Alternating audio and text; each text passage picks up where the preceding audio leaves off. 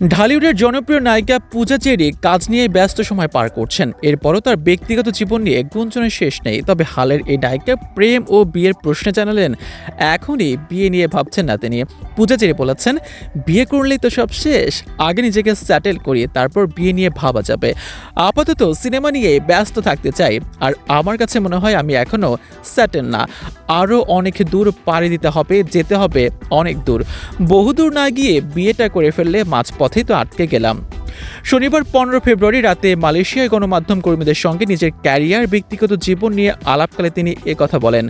বাংলাদেশে একটি স্যাটেলাইট চ্যানেলের আয়োজনে মালয়েশিয়ায় বসন্ত উৎসবে যোগদান করার জন্য বর্তমানে কুয়ালালামপুরে রয়েছেন পূজা চেরি। এদিন সিনেমায় নায়িকা হওয়া নিয়ে তিনি বলেন, আমি যতগুলো কাজ করেছি প্রত্যেকটা কাজই আমার কাছে অনেক প্রিয়, তবে আলাদা করে বলতে গেলে পোড়ামন 2 এর কথা বলতে পারি।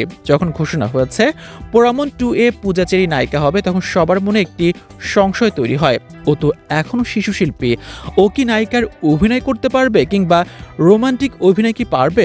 পূজা আরও বলেন, নূরজাহান সিনেমার প্রিমিয়ার শোয়ে গিয়ে একটু ভয়ে ছিলাম, আমাকে কি নায়িকা হিসেবে দর্শক সবাই গ্রহণ করবে। তবে সিনেমার শো শেষে দেখলাম সবাই প্রশংসা করলো এবং আমাকে নায়িকা হিসেবে গ্রহণ করলো। আমি এটা পেরেছি সবার ভালোবাসা এবং দোয়ায়। নায়িকা হিসেবে আমার 10 থেকে 12টি সিনেমা মুক্তি পেয়েছে। মুক্তির অপেক্ষায় রয়েছে আরও 1-2টি সিনেমা, যেমন নাগফুল ও মাসুদ রানা। এছাড়া সামনে অনেক বড় একটি সারপ্রাইজ আসছে, এটা আপনাদের সবাইকে জানিয়ে দেওয়া হবে বলেও যোগ করলেন পূজা চেরি।